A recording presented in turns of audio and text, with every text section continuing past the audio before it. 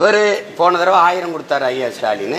இவர் வந்து ஐயா எடப்பாடி வந்து நான் வந்தால் 2000 கொடுக்குறேன். அப்போ அவரும் 2000 சொல்லிட்டாரு. அப்போ நான் வந்து நீங்கள் 2 பேர் 2000மா, நான் 2500.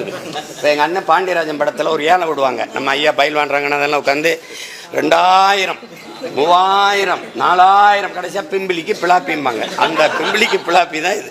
அது எப்போ ஃப்ளாப் ஆகுதோ அது வரை நம்ம காத்துக்கிட்டு இருக்கணும். இது ஒரு கொடுமை தான் தங்கச்சி. இது ஏதாவது சரி பண்ணணும், மாற்றணும். இது என ஒரு இலவசம் பெற வேண்டிய ஏழ்மை வறுமை நிலையில் இல்லாமல் என் மக்களின் வாழ்க்கை தரத்தை உயர்த்துவேன்னு ஒருத்தன் சொல்ல மாட்டான். சொல்கிற எங்களையும் கவனிக்க மாட்டான். இதுதான் பிரச்சனையே.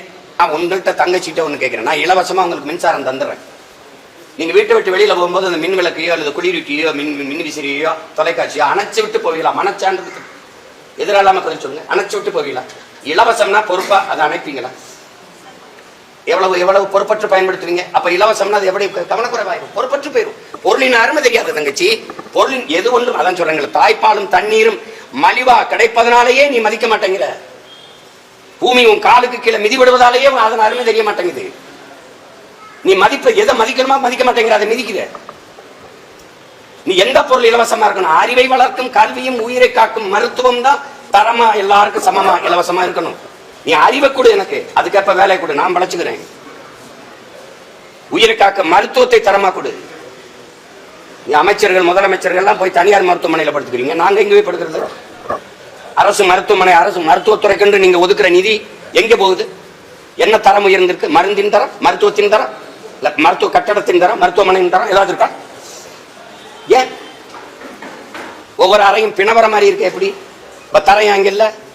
தனியார் பள்ளிக்கூடத்தில் இருக்க தரம் அரசு பள்ளிக்கூடத்தில் இல்லையே. ஒரு முதலாளியால் கொடுக்க முடிகிற கல்வியை ஒரு 8 கோடி மக்களால் நிறுவப்பட்ட ஒரு வலிமை மிக்க அரசால் தர முடியல. அரசு தோற்று போகுது, கையாளாம போயிருது. அப்ப அந்த அதிகாரம் யாருக்கு? எதுக்கு இத்தனை கோடியை செலவழிச்சு நீங்க வென்று வரீங்க? இப்ப குறைஞ்சது 3000 கோடி முதலீடு பண்ணுவீங்க இந்த தேர்தலில். வென்று வந்து மறுபடியும் 30-40 கோடி சம்பாரிச்சுக்கலாம். அவ்வளவுதானே, வேற என்ன? மக்களுக்கு சேவைங்கிற ஒரு புனித அமைப்பா இருந்தது அரசியல்.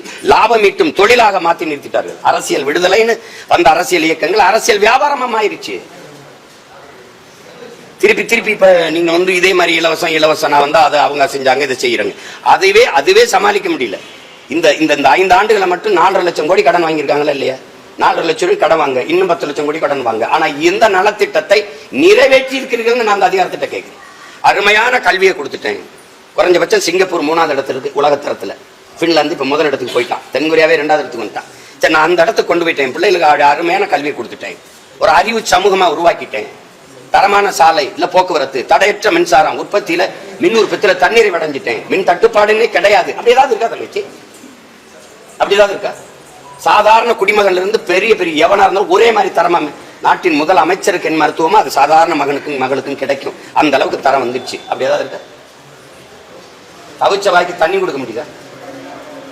தவிச்ச வாய்க்கு தண்ணி கொடுக்க முடியுதா அரசால? தனியார் முதலாளிகிட்ட வாங்கி குடிக்க வேண்டியது. நீ என்ன பண்ற? அரசுக்கு கிடைக்காத தண்ணி அவனுக்கு அப்போலோ கிண்லே மினரல் அவனுக்கு எப்படி கிடைக்குது? ஏப்ரல் மேலே என் ஆத்தால பண்ண குடத்தை வச்சுக்க நிற்கும் போது அவன் மட்டும் போன் அடிச்சா கொண்டாந்து கொடுக்குறானே, அவனுக்கு எப்படி தண்ணி வருது? இந்த கேள்வி வருமா வராதா? இப்ப யாருக்கான நாடு, யாருக்கான அதிகாரம் கட்டமைக்கப்படுது? எனக்கு கடன் கொடுக்குறவன் எதை வச்சு கொடுப்பான்? இப்ப நான் 6000, இப்ப 1 லட்சம் கோடி கடன் பெறேன், 50,000 கோடி எதை வச்சு கொடுப்பான்? அவன் சொல்ல இடத்துல கையெழுத்து போடணும். அவன் வந்து இங்க மீத்தேன் எடுக்கிறேன்பா எடுக்கணும், இங்க ஈத்தேன் எடுக்கிறேன்பா கையெழுத்து போடணும், இங்க மெட்ரோ போட்டுக்கிறேன்பா போடணும், அவன் இங்க ஏர்போர்ட் கட்டும்பா கட்டணும். அப்ப அவன் சொல்றதை நான் கேட்கிற வேலையால தானே இருப்பேன். நான் எப்படி மக்களுக்கு தலைவனா இருந்து சேவை செய்வேன்? தரகனா தான் இருக்க முடியும். யாருக்கு? எனக்கு கடன் கொடுத்த முதலாளிக்கும் இந்த மக்களுக்கு இடையில ஒரு புரோக்கரா தான் இருக்க முடியும். நான் எப்படி தலைவனா இருந்து சேவை செய்ய முடியும்? இது எந்த மாதிரி ஆட்சி முறை? இது எப்படி ஒரு அறிவு சமூகம் படித்த இந்த நாடு எப்படி சகித்துக்கிறது? எத்தனை காலத்துக்கு இது சகித்துக்கிறீங்க சொல்லுங்க? கேரளா ஒவ்வொரு தேர்தலையும் எப்படித்தான் அறிவிச்சுக்கிட்டு வந்துட்டு வருதா? கொடுமை.